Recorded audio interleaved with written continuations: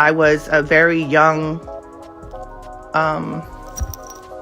probably too young bride.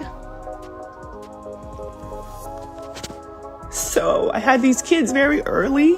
They told me they couldn't go after Puff, but they could go after Russell Simmons. Those people knew that Russell Simmons was on the chopping block and something was going on. Kimora Lee Simmons has finally addressed the growing allegations involving Diddy and other prominent figures in the industry, suggesting that her ex-husband Russell Simmons might be among them. In 2017, Russell faced accusations of S.A, with the youngest alleged victim being only 17. Interestingly, Russell relocated to Indonesia, a country lacking an extradition treaty with the U.S., shortly after these accusations emerged. Recent events involved Diddy's ex, Cassie, who filed a lawsuit accusing Diddy of S.A and DV, leading to a quick settlement, possibly to avoid a trial's discovery phase. Many noted the similarities between Cassie's story and Kimora Lee's experiences with Russell Simmons. Russell allegedly mistreated Kimora earlier this year, with one of their daughters providing evidence of his violent behavior. He has called me names, he has called us all house of bitch, you. He has called us terrible things. All because I wouldn't take his side.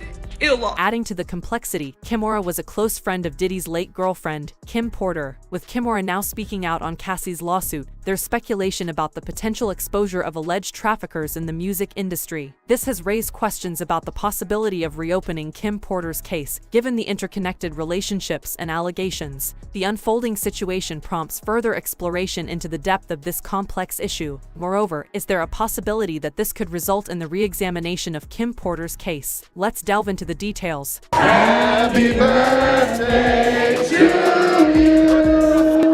Happy birthday, dear Russell. We love you. Diddy may have anticipated the unfolding events and swiftly settled the lawsuit with Cassie, but this marks just the beginning of a larger narrative. Cassie's decision to bring her story into the public domain has opened the floodgates, prompting others to come forward with allegations against Diddy. Among those speaking out is Kimora Lee, who has broken her silence in response to Cassie's lawsuit. Kimora hinted that Diddy is now facing the repercussions he deserves, suggesting that the revelations in Cassie's case have triggered a cascade effect. Just one day after Cassie filed a lawsuit against Diddy detailing years of domestic violence, sexual assault, and trafficking, Kimora shared her own perspective on the matter.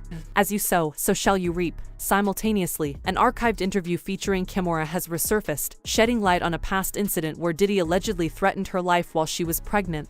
In a 2004 interview with New York Magazine, Kimora recounted this troubling experience. Notably, during that interview, she drew a connection to her then-husband Russell Simmons, implying that Diddy imitated Russell in various aspects of his life. The article states, "There was a nasty cloudburst when Kimora said something to Combs, and he threatened to hit her." And then Kimora added, "And I was pregnant." The article goes on to say that Diddy got down on his knees in public to apologize, and Kimora said, "I appreciate knowing that everything he does is emulating my husband." Diddy and Russell maintained a close friendship for an extended period, with Russell being a frequent attendee at Diddy's well-known gatherings. They were known to vacation together during the time when Kim Porter was alive. However, what raises concerns are the parallels between Russell's involvement with Kimora and Diddy's relationship with Cassie. Kimora's connection with Russell began when she was just 15 or 16, and they initiated a romantic relationship shortly thereafter. Russell later asserted that they didn't officially start dating until Kimora turned 18. And back in 2020, he wrote this on Instagram: "She was legal at 17, but she turned 18 that May. Her mother and her manager, Bethan Hardison, approved, supported, and rushed us. There wasn't really a need for any encouragement." However, as many fans have highlighted, Russell's statements don't paint him in an innocent light because a 35-year-old man dating an 18-year-old girl may be within legal bounds, but it is still perceived as predatory. Moving on, Russell and Kimora tied the knot in 1998. And have two daughters together, Ming Lee and Aoki Lee. Unfortunately, their marital journey was fraught with challenges from the beginning, stemming from Russell's controlling behavior and explosive temper. In 2008, Kimora initiated divorce proceedings, and that marked the beginning of a harrowing ordeal. Allegedly, Russell began harassing and threatening Kimora and their daughters. Initially, Kimora tried to keep this turmoil private to shield her daughters from the public eye. However, this year, she reached a breaking point and took to Instagram Live to expose Russell for mistreating them over the years. He's even said things to them like, "Why did you go to college? You shouldn't have gone to college. You wasted that money. You could have saved it." While I'm up here trying to hustle the kids over the finish line. But I think it comes a time when you guys have to ask yourself, why are these women, young women, not supportive or not really trying to hear that? Or what have they gone through? What have they seen that they, that has turned them off, or that has put a bad taste in their mouth?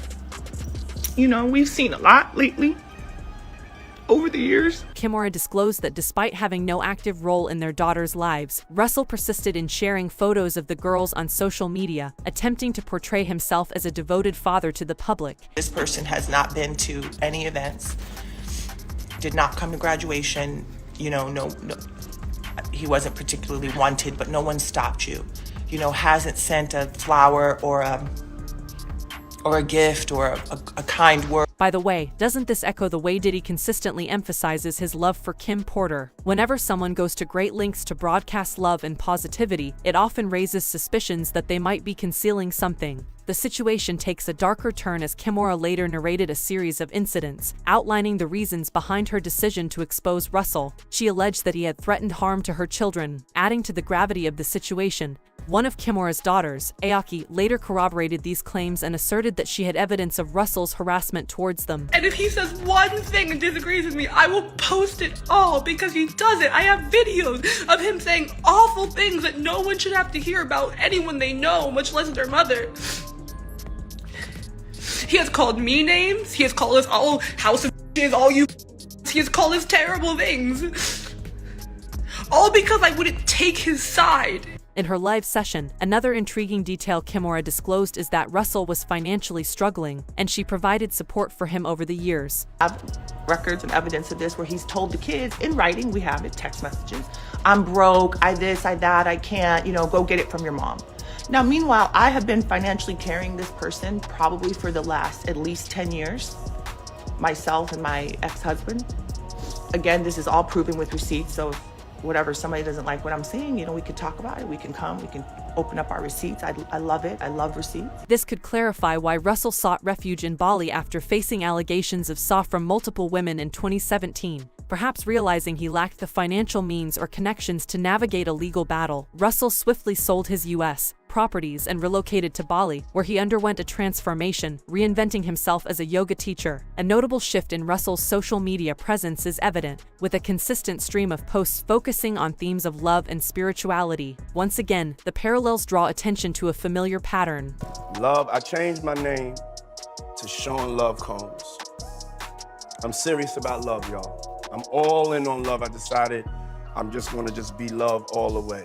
Diddy, on the other hand, operates in a different financial league. Regrettably, there's a recurring pattern where the ultra-rich and influential manage to evade consequences for heinous crimes. Interestingly, Diddy's former bodyguard, Gene Deal, highlighted this a few years back. He shared that he attempted to propose a book exposing the actions of Diddy, Russell, and other questionable figures in the industry. However, he was informed that they could potentially go after Russell, but pursuing any allegations against Diddy was off limits. Additionally, Gene hinted at a situation involving Diddy and Jay-Z covering up for Russell, adding another layer of complexity to the narrative. People was disgusted on how Jay-Z came and Puff is coming out for Russell Simmons. They told me they couldn't go after Puff, but they could go after Russell Simmons.